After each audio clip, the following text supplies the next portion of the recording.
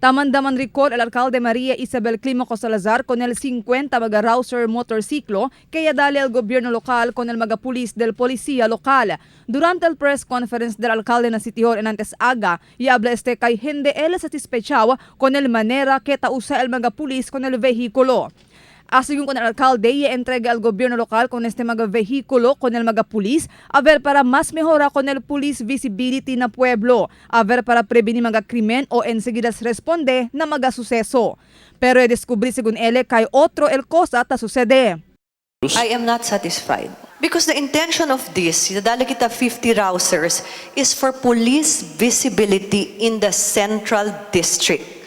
I made my rounds and my order on Saturday was utilize all government-provided vehicles by the police. What do we see? I only saw 6 rousers escondido pa na kanto.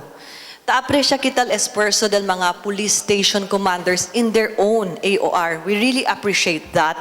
But as far as the rousers are concerned, plus the XRM given by Congressman Lobregat, that's why I have it in my table now, kwanto bagat behikolo dale, we might reconsider siguro the purchases of future vehicles for the police because you need to have a feedback on that. Igual anoche, yan monitor yo, uno lang tamen ya mira, alya na alegaumente na un hotel, ikwantos lang. Aumento pa del alcalde kay puwera con el mga motorsiklo, taaloca también gasolina el gobierno local entendido para con este mga motorsiklo. El alcalde habla ay escribir carta con el jefe del mando policía local, Police Superintendent Luisito Magnaye, para informar con el oficial y hacer formal el recall del mga motorsiklo.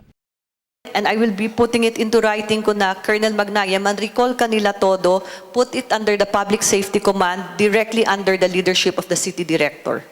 Mientras tanto, y habla para el alcalde, puera con el mga rouser motorsiklo, plano también de suyo para man-recall con el mga XRM motorsiklo, kaya dali la oficina del congresista Celso Lobregat con el mga pulis del mando policía local.